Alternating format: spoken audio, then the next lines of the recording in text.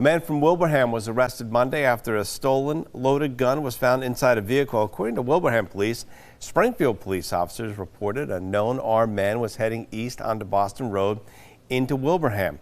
20 minutes after receiving that information, a Wilbraham police officer saw the vehicle on Route 20 in Wilbraham and saw 22-year-old Damian Elmiano in the front passenger seat. The vehicle was stopped and the officer located the gun loaded and unsecured in a backpack on the passenger side. The gun was reported stolen in Holyoke in 2022. Elmiano faces multiple gun and drug charges. He'll be arraigned in Palmer District Court.